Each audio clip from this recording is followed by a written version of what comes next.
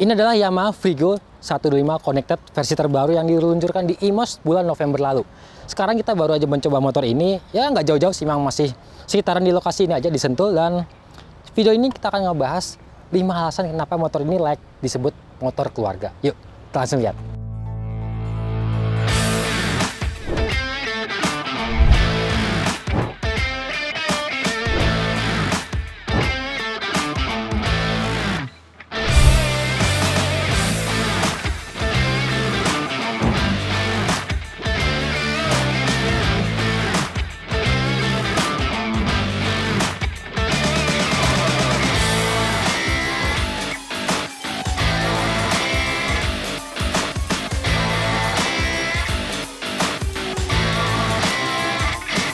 Alasan yang pertama, ini motor punya akomodasi yang mumpuni untuk di segmennya. Di kelasnya dia, hanya Yamaha Frigo yang punya bagasi 25 liter. Ini bagasinya gede banget memang, sekelas dengan Yamaha NMAX. Tapi dikemas di sebuah motor matic yang kecil, yang hitungannya sih masuk motor matic low end ya. Dengan bagasinya, ini gede banget memang bagasinya.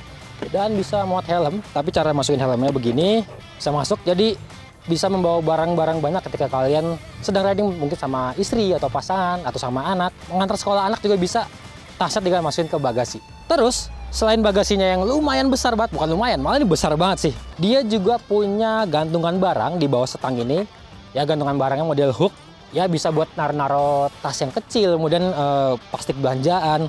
Dan fitur yang terbaru, dia punya konsol box. Akhirnya, karena di Yamaha Frigo model sebelumnya dia nggak ada konsol box, jadi bingung mau naruh botol minum ataupun mau naruh handphone juga. Dan kalau masih kurang, dia di ujung bagasinya ini ada 2 buah gantungan barang juga di sini nih. Ini sebenarnya buat gantung helm ya, cuman kalau di saat-saat tertentu juga bisa dimanfaatkan untuk nyantelin kresek lah, kresek belanjaan. Ini ada 2. Jadi salah satu alasan motor ini cocok untuk keluarga yang pertama adalah akomodasinya yang memang mumpuni banget.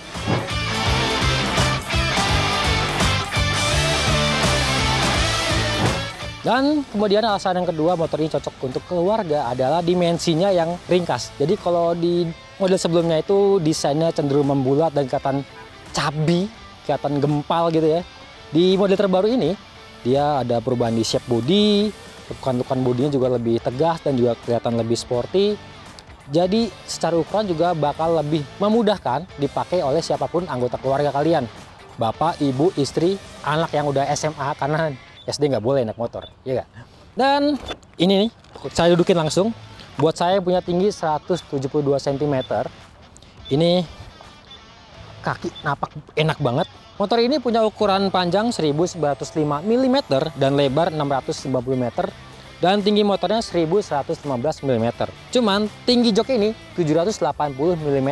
Kalau buat saya aja nih kaki sampai ngelipet begini, kemungkinan untuk kalian yang tingginya kurang dari 170 cm itu masih akan tetap nyaman pakai motor ini.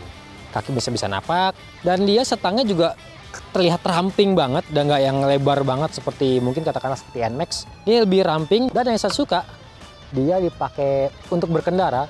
Posisi decknya tidak membuat posisi duduk kita di atas motor ini seperti orang jongkok. Saya aja masih bisa merasa nyaman duduk di atas motor ini karena paha cenderung turun ya.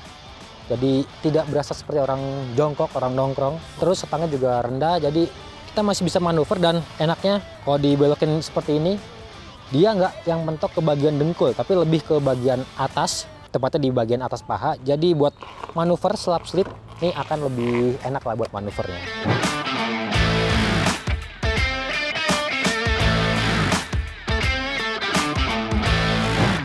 Alasan yang ketiga motor ini cocok untuk keluarga, yaitu dia punya ukuran joknya yang panjang. Selain panjang, dia juga terlihat lebar nih kalau dari atas sini. Ini juga keuntungan dari bagasinya yang besar, jadi joknya itu harus menutup ke bagian bagasinya. Nah, kalau saya dudukin, mungkin ini panjangnya seperti jok dari Yamaha NMAX. Dan yang seperti kalian bisa lihat, ini porsi atau batas jok untuk pengendara ini memang panjang banget. Dia sampai sini. Jadi buat dipakai riding dia lebih fleksibel dan juga pasti lebih nyaman. Dan untuk pembonceng dia juga masih nyaman. Nah, memang berasa lebih tinggi dan pijakan kakinya juga nggak yang tinggi banget untuk pembonceng, masih terasa rendah. Kalian bisa lihat paha saya lebih menurun, sedikit ngangkang, tapi ini masih proper untuk dipakai harian ataupun untuk berboncengan dengan jarak jauh. Dan yang saya rasa ini busanya lumayan empuk ya, nggak sempuk motor-motor Yamaha yang lain-lainnya, tapi ini lumayan empuk. Dan kulit joknya ini keset, jadi nggak gampang kepleset. Nah, karena joknya panjang, ya kita nggak munafik ya, pasti ada aja orang yang berboncengan bertiga sama anaknya, bapak, istri, dan anak, atau berempat juga. Jadi sebenarnya motor ini masih bisa dipakai untuk berboncengan bertiga, bapak, istri, dan anak. Ya walaupun tidak disarankan ya, karena memang motor ini sebenarnya adalah kendaraan untuk angkut 2 orang penumpang aja. Cuma di Indonesia kadang 3, kadang 4. Nah, pakai Frigo sih kayaknya nggak masalah ya. Joknya panjang banget nih. Dan berkaitan dengan berkendara pastinya ada hubungannya sama kenyamanan dari Kayaki. Nah, di depan ini suspensinya teleskopik dengan diameter pelek 12 inci dan profil bannya ini tebal banget teman-teman. 100/90 ring 12. Bentar di bagian belakang dia pakai suspensi tunggal, ya kayak Yamaha Gear juga ya. Dengan profil ban yang juga tebal, kayak ukuran 110/90 ring 12. Nah, karena profil ban yang tebal itu, dia cukup membantu untuk peredaman di kondisi jalan yang tidak rata. Tapi memang di satu kondisi, kalau lubang jalan yang lumayan dalam, dia ada hentakan yang lumayan berasa di bagian setang. Tapi secara keseluruhan sih ini masih nyaman lah. Apalagi kalau ketemu jalannya yang aspal mulus, ya udah, nggak ada kendala sama sekali.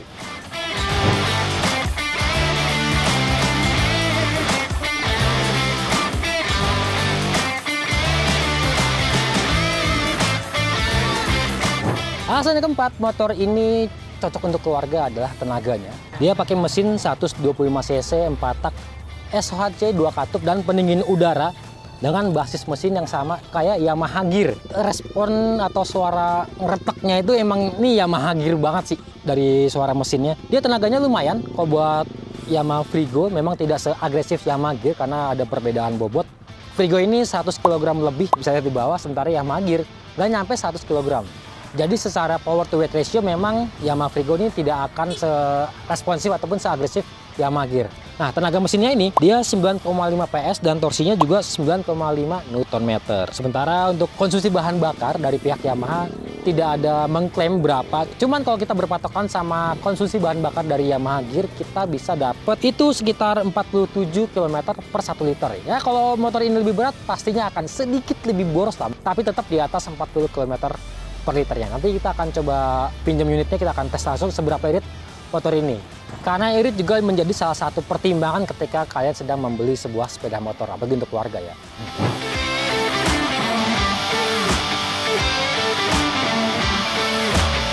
Alasan kelima motor ini cocok untuk keluarga adalah dia value for money. Dengan melihat fitur-fitur yang ditawarkan, bagasinya besar, akomodasinya juga mumpuni banget. Ada fitur Y Connect-nya, salah satu fitur yang ada di kelasnya satunya hanya Frigo doang. Terus keyless, terus dengan budget harga 21 jutaan sampai 23 jutaan, motor ini termasuk kompetitif. Apalagi buat keluarga, pastinya keputusan nggak cuma di suami, tapi juga di istri juga.